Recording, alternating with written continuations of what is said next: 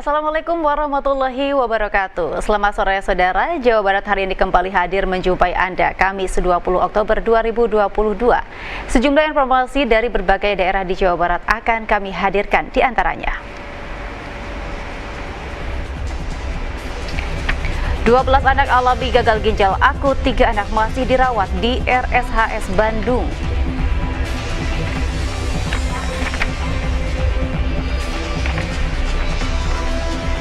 Dinkes Cirebon instruksikan larangan sementara penggunaan obat sirup bagi bayi maupun anak-anak.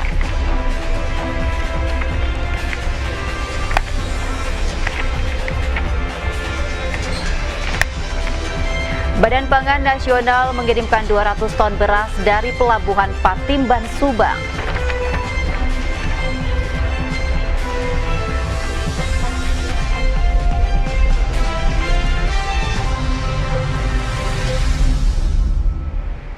Dan selain ketiga berita utama tadi, kami juga akan menghadirkan informasi lainnya. Bersama saya Ayu Wulandari, kini kita jelang informasi yang pertama.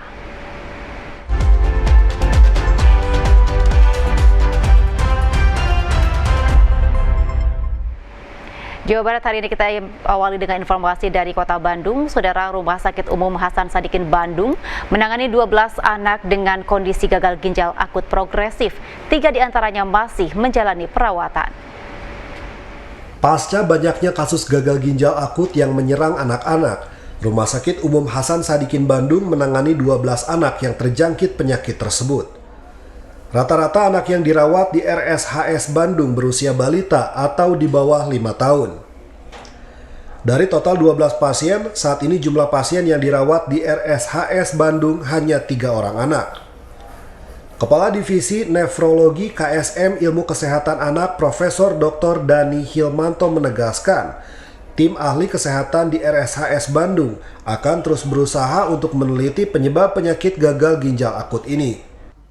Gangguan ginjal itu kan ada 2 ya. Ada yang penyakit ginjal kronik, ada yang gangguan ginjal akut namanya. Nah, yang gangguan ginjal akut itu apabila penurunan fungsi ginjal terjadi secara mendadak. Dan umumnya ditandainya adalah dengan adanya pengurangan buang air kecil dan peningkatan kadar kreatinin. Nah, kreatinin dalam darah itu yang paling utama. Selain itu, para ahli kesehatan RSHS Bandung juga berpendapat bahwa penyebab penyakit gagal ginjal akut bukan disebabkan oleh paracetamol sirup.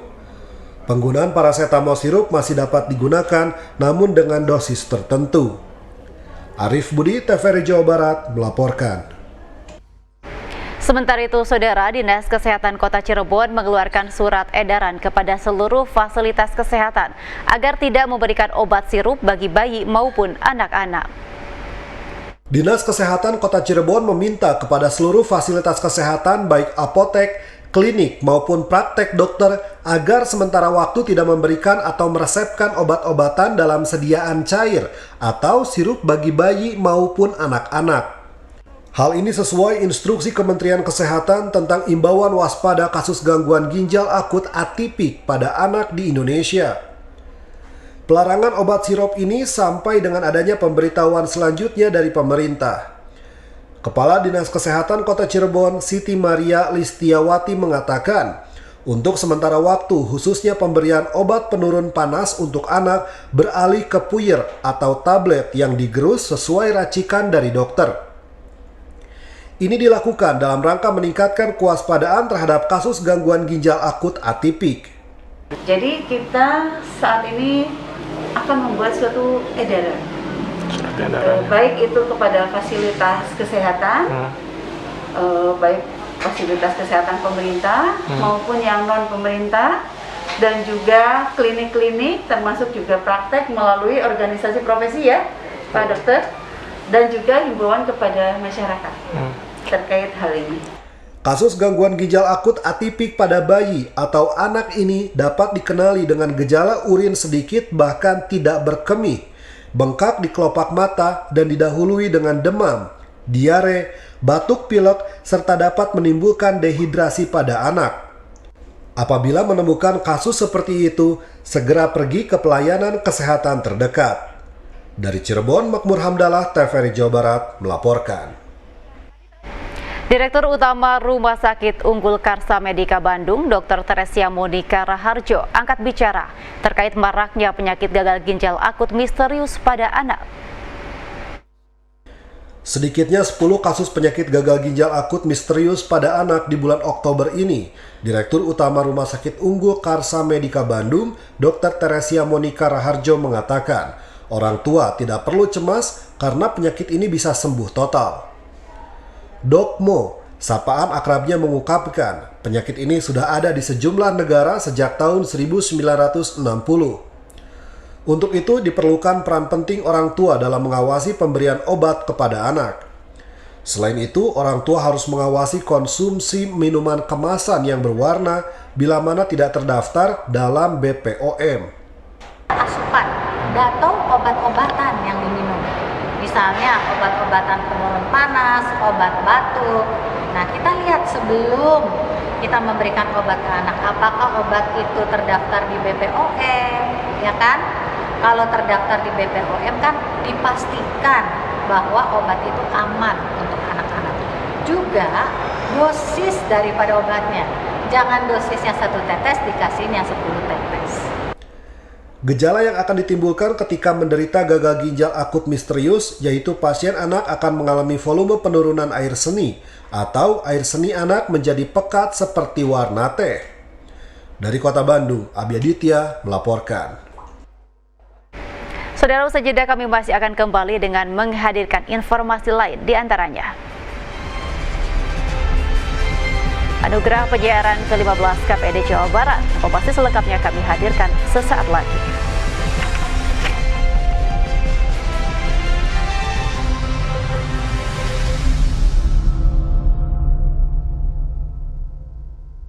Terima kasih Anda masih bersama kami, Saudara. Kita lanjutkan dengan informasi lainnya. Saudara, anugerah penyiaran KPID 15 Jawa Barat.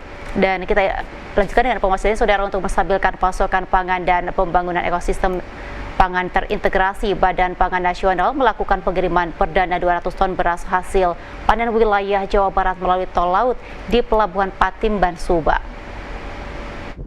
Badan Pangan Nasional bekerja sama dengan sejumlah pihak terkait melakukan pengiriman 200 ton beras melalui tol laut di Pelabuhan Internasional Patimban, Subang, Jawa Barat dengan rute menuju Pelabuhan Loksmawe dan Pelabuhan Malahayati selama 2 minggu perjalanan. Menurut Kepala Badan Pangan Nasional Arief Prasetyo, kegiatan pengiriman perdana muatan pangan ini untuk menjaga ketersediaan dan stabilitas pangan di daerah terluar. Untuk pengiriman tahap awal, diberangkatkan 10 kontainer dengan muatan 200 ton beras hasil panen beras di sejumlah daerah di Jawa Barat. Selanjutnya akan dikirimkan lagi sebanyak 40 kontainer. Beras yang dikirimkan tersebut merupakan bagian dari cadangan beras pemerintah yang dipenuhi dari gudang Bulog Cirebon dan Indramayu. Pengiriman perdana melalui tol laut di Pelabuhan Patimban ini untuk memastikan efektivitas dan efisiensi pendistribusian pangan guna menurunkan inflasi nasional. Hari ini kita kirim 10 teus dulu, setelah itu akan ada 40 teus dan berikutnya akan diikuti oleh beberapa river container dan juga kebutuhan pangan lain yang diperlukan oleh daerah-daerah tadi terutama 3TP ya. Untuk yang perdana ini kita kirim ke Loksmawe, ke Aceh. Pelabuhan Internasional Patimban diharapkan dapat terus aktif mengirimkan lebih banyak komoditas pangan dengan RUTR tujuan lebih luas ke sejumlah wilayah Indonesia. Demikian Hari Ramadhani, TVRI Jawa Barat melaporkan. Saudara, PLT Bupati Bogor Iwan Setiawan instruksikan pemerintah desa untuk memanfaatkan lahan pertanian dengan menggunakan anggaran dana desa 20%.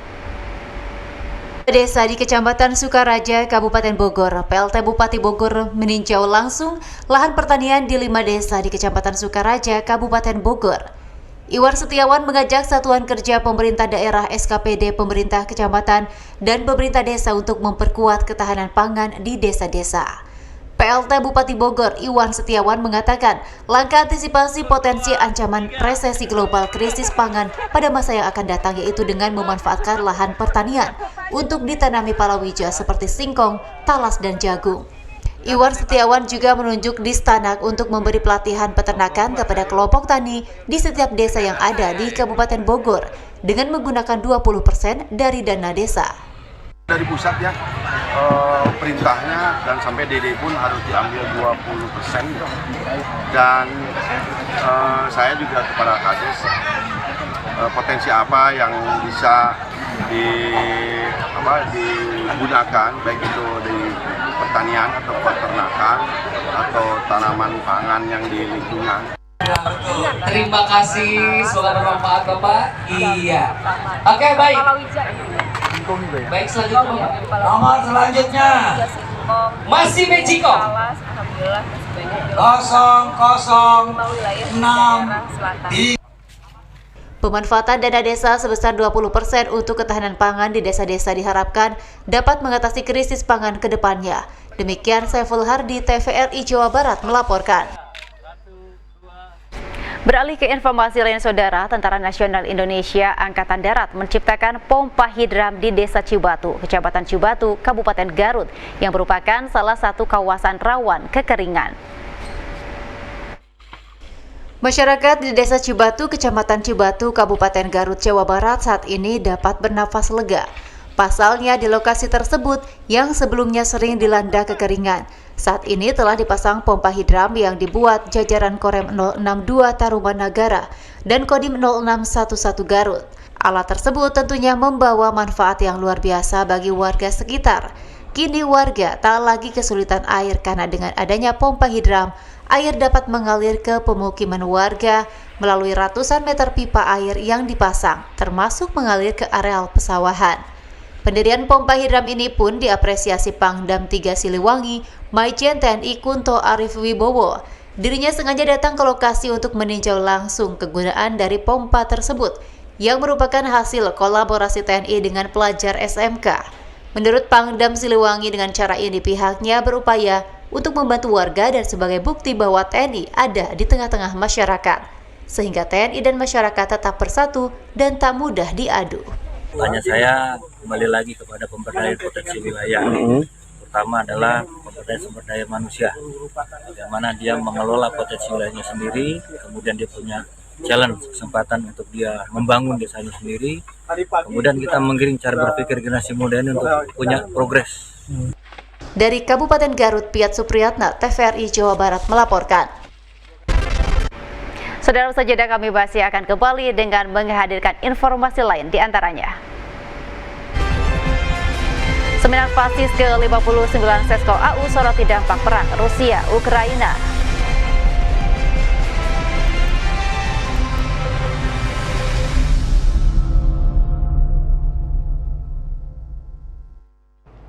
Assalamualaikum warahmatullahi wabarakatuh. Sampurasun. Saya Adiana Slamet, Ketua KPID Provinsi Jawa Barat. Mari kita sukseskan anugerah penyiaran ke-15 KPID Jawa Barat dengan tema penyiaran bangkit untuk Jabar Juara Lahir Batin yang dilaksanakan pada 2 November 2022 bersamaan dengan batas akhir analog switch off. Jabar Ambrek Digital. Terima kasih. Wassalamualaikum warahmatullahi wabarakatuh.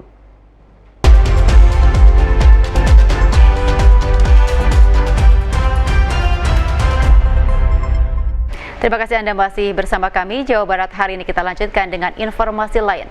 Saudara, para perwira siswa PASIS Sekolah Staf dan Komando Angkatan Udara Sesko AU Angkatan ke-59 menggelar seminar akhir pendidikan PASIS, yakni menyoroti dampak perang Ukraina dan Rusia pada Rabu pagi. Terjadinya perang antara Rusia dan Ukraina yang berlangsung hingga saat ini telah menarik perhatian sejumlah pihak. Salah satunya adalah seminar perwira siswa PASIS Angkatan ke-59 yang menyoroti dampak perang Ukraina dan Rusia bagi Asia Tenggara. Sebelumnya berbagai materi kajian materi telah dilaksanakan, termasuk kuliah kerja luar negeri yang digelar secara daring. Pembahasan terkait dampak perang Ukraina-Rusia ini melibatkan sejumlah pakar, seperti Menteri Luar Negeri Retno Marsudi, pengamat militer Koni Bakri, Rektor UNPAD dan Duta Besar Rusia. Dihadapkan para pasis yang dilakukan secara daring, Menteri Luar Negeri Retno Marsudi pun menjabarkan sejumlah dampak akibat perang Rusia dan Ukraina. Salah satunya krisis pangan yang dirasakan berbagai negara di dunia, termasuk Indonesia. Sementara itu, Dansesko AU Marsda TNI Minggit Tribowo mengungkapkan kejadian dampak perang Ukraina dan Rusia menarik untuk dibahas. Ide dan pemikiran para pasis diharapkan bisa memberikan sumbangsi positif bagi bangsa Indonesia. Dan kemungkinan prediksi ke depan juga masih akan berlangsung cukup lama. Dan kajian ini merupakan bagian dari sumbangsih pemikiran dari pasis Angkatan ke-59, Sesko AU, sehingga harapannya bisa sebagai sumbang saran kepada tidak hanya TNI Angkatan Udara, tetapi juga kepada negara dan bangsa Indonesia. Dengan mengangkat tema dampak perang Rusia-Ukraina, membuktikan bahwa para pasis memiliki ketajaman dan analisis sebagai bekal dalam bertugas. Dari Kabupaten Bandung, Rian Agustian, kontributor TVRI Jawa Barat, melaporkan. Beralih ke informasi lain, saudara, untuk meningkatkan keandalan penyaluran listrik di wilayah Bandung Raya dan sekitarnya, PLN UPT Bandung melakukan kegiatan sosialisasi secara masif dalam mengantisipasi gangguan listrik akibat aktivitas bermain layang-layang. Kegiatan sosialisasi secara masif dalam mengantisipasi gangguan listrik akibat aktivitas bermain layang-layang masyarakat kini terus dilakukan PLN UPT Bandung untuk wilayah Bandung Raya dan sekitarnya. Sosialisasi tersebut terkait cara aman bermain layang-layang, bekerja sama dengan salah satu stasiun radio ternama di Kota Bandung dan komunitas Pelangi, selaku komunitas pemain layang-layang terbesar di Bandung Raya. Kegiatan ini menyosialisasikan tentang bahaya bermain layang-layang menggunakan tali kawat. Selain itu, petugas PLN UPT Bandung secara rutin juga melakukan inspeksi jaringan listrik yang rawan terkena layang-layang. Salah satu daerah di sekitar Bandung Raya yang seringkali mengalami gangguan listrik diakibatkan aktivitas bermain layang-layang adalah wilayah Kabupaten Cianjur. Di PLN UPT Bandung itu sebenarnya merupakan suatu hal yang rutin kita laksanakan ya, khususnya sosialisasi terkait bahaya listrik tegangan tinggi, karena kita mempunyai aset mulai dari 70.000 volt sampai dengan 500.000 volt kepada masyarakat, khususnya yang memang tinggal dan bermukim di area-area dekat dengan aset-aset kita. Jadi memang sudah rutin kita laksanakan, harapannya memang biar dari sisi masyarakat juga aman. Jadi masyarakat aman dan kami di PLN untuk suplai daya terhadap pelanggan-pelanggan, baik pelanggan masyarakat maupun pelanggan sosial dan industri itu aman. Jadi tidak ada gangguan. Pihak PLN UPT Bandung menghimbau kepada seluruh masyarakat untuk melindungi diri, keluarga, dan kerabat dengan tidak bermain layang-layang menggunakan tali kawat dan jauh dari jaringan listrik karena dapat merenggut jiwa manusia. Demikian dilaporkan Suhermai dan Arya, TVRI Jawa Barat.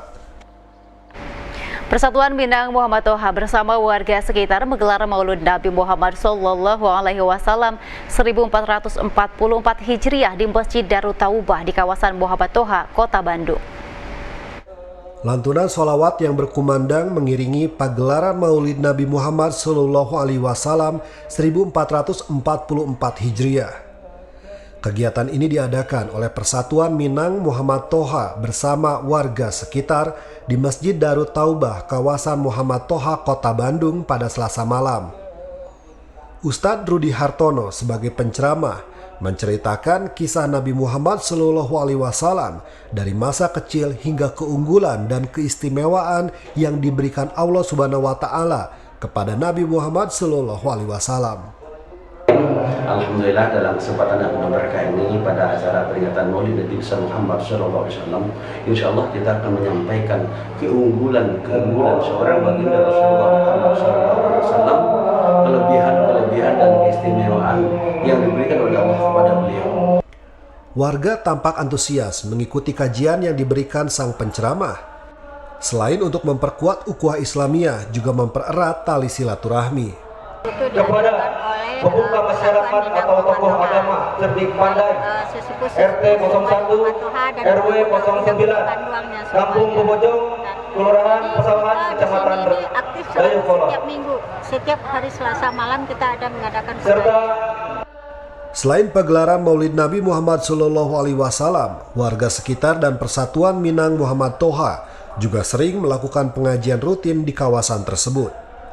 Pengajian ini diharapkan dapat meningkatkan iman dan takwa kepada Allah Subhanahu wa Ta'ala. Dari Kota Bandung, Abi Aditya melaporkan. Saudara, usai jeda kami masih akan kembali dengan menghadirkan informasi menarik lainnya, di antaranya pelepasan kontingen atlet Porprov Kota Cimahi. Informasi selengkapnya kami hadirkan sesaat lagi.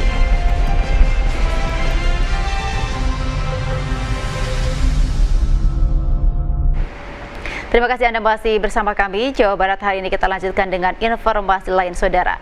Wali Kota Cimahi melepas kontingen atlet Porprov Kota Cimahi yang akan bertanding pada Pekan Olahraga ke-14 Provinsi Jawa Barat.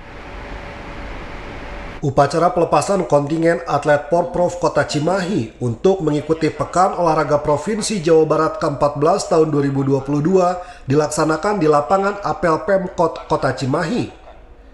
Hadir dalam acara tersebut Wali Kota Cimahi, Ngatiana, yang juga melepas secara resmi kontingen atlet Porprov Kota Cimahi. Yang kita lepas adalah 538 atlet dari 32 cabur ya, yang kita lepas pada hari ini dan resmi untuk pemberangkatan dari Kota Cimahi. Para atlet dari tiap-tiap cabur hari ini berangkat ke sasaran masing-masing ya. Kontingen Kota Cimahi yang berjumlah 616 orang terdiri dari 349 atlet, 79 pelatih, 47 ofisial, dan 35 manajer ini optimis Kota Cimahi bakal meraih gelar juara, termasuk Ketua KONI Kota Cimahi Aris Permono. Pertama sepak bola itu akan pertama yaitu di Garut sama di Banjar. 2 sepak bola putra adanya di Garut dan sepak bola putri itu adanya di Banjar. Jadi itu pertama 6 November ini diberangkatkan, tapi kami berangkat 2 hari sebelumnya karena harus menyesuaikan dengan daerah. Itu salah satu strategi kami. Jadi datang nggak langsung bertanding. Jadi 2 hari, 1 hari kami inapkan dulu supaya menyesuaikan dengan daerah, suasana iklim dan pada segala macam. Pemerintah Kota Cimahi juga telah mempersiapkan apresiasi bagi para atlet yang kelak meraih gelar juara. Dari Kota Cimahi, Ayu Wulandari dan Agung Santoso, TVRI Jawa Barat melaporkan. Di cabang akuatik Porda 14 Jabar menunggu kepastian dari KONI Jabar tentang akomodasi, transportasi, hingga honorarium perangkat pertandingan. Mengingat cabang akuatik akan mengawali pertandingan 2-4 November untuk nomor renang perairan terbuka. Untuk lebih memastikan kesiapan venue nomor-nomor akuatik Porda 14 Jabar, PRSI Jabar melaksanakan rapat koordinasi dengan Pengcap-Pengcap PRSI se-Jawa Barat. Pertemuan diawali dari peninjauan pembangunan stadion renang di Kabupaten Garut yang saat ini dalam tahap finishing dan diperkirakan baru bisa digunakan 2 November mendatang. Rencananya renang kolam dilaksanakan pada tanggal 13 hingga 18 November dengan nomor yang mengawali pertandingan yakni nomor artistik. Sedangkan untuk renang perairan terbuka tetap akan dilaksanakan di Pangandaran namun berubah lokasi dari laut ke danau pada 2-4 November. Technical Delegate Vera Ariesta mengatakan, secara umum nomor kecabangan akuatik sudah siap dilaksanakan. Namun yang masih menjadi kendala belum adanya kejelasan dari KONI Jabar tentang transportasi, akomodasi, dan honorarium perangkat pertandingan. Pelaksanaan pertandingan nomor kecabangan akuatik sendiri tersebar di Kabupaten Garut, Pangandaran, UPI Bandung, dan Jalak Harupat Kabupaten Bandung. Itu bisa sesuai dengan schedule, ya, sesuai dengan schedule, artinya sesuai dengan apa yang dijadwalkan, bahwa pada tanggal 27 kolam itu sudah layak untuk dipergunakan, sehingga kami bisa melaksanakan Porprov sesuai dengan jadwal, yaitu mulai tanggal 1 sudah bisa dipakai. Dalam hal ini kan kita mengedepankan satu kebersamaan untuk sama-sama meningkatkan olahraga akuatik ini menjadi olahraga yang sangat penting, yaitu terutama sekarang kondisi sekarang ya. Ini memang banyak hambatannya dengan COVID selama 2 tahun ini. Jadi renang, akuatik tetap menjadi solusi untuk kesehatan dan bangkitnya ekonomi. Pelaksanaan Porda 14 Jabar nanti diharapkan dapat menghasilkan atlet-atlet potensial Jabar untuk Indonesia. Komarudin dan Ade Edi, TVRI Jawa Barat, melaporkan. Saudara, komunitas Airsoft Gun Ragem 717 Purwakarta menggelar simulasi perang-perangan di perbukitan Jauharah Len, Kecamatan Pesawahan, Purwakarta. Inilah suasana simulasi perang-perangan yang digelar komunitas Airsoft Gun Ragem 717 Purwakarta di perbukitan Jauharah Len, Kecamatan Pesawahan, Purwakarta. Anggota komunitas yang terlibat dalam simulasi perang-perangan ini menggunakan berbagai jenis unit untuk sebutan airsoft gun.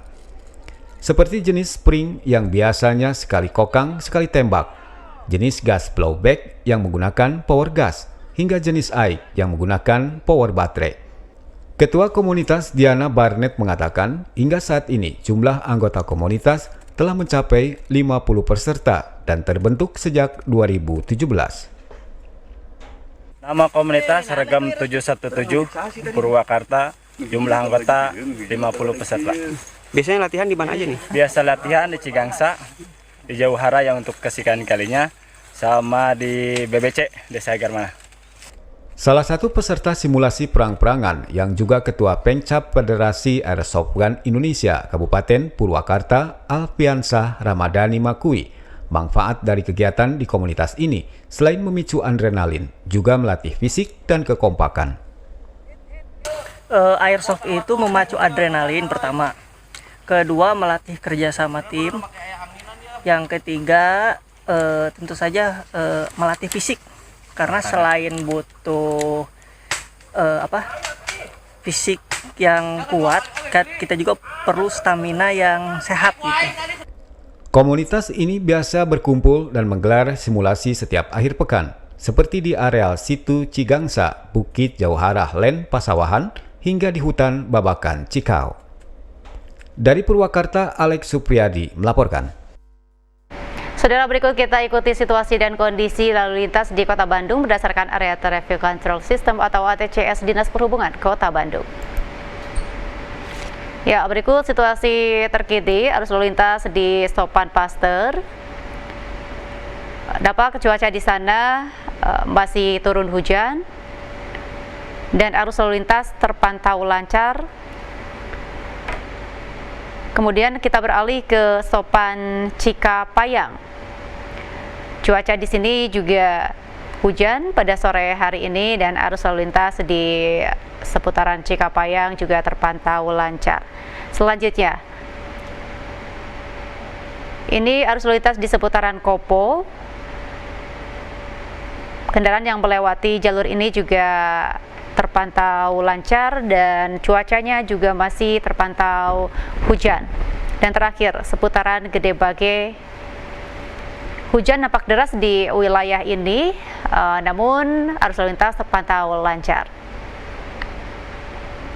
Ya, demikian Jawa Barat hari ini. Terima kasih atas perhatian dan kebersamaan Anda. Selamat sore. Wassalamualaikum warahmatullahi wabarakatuh.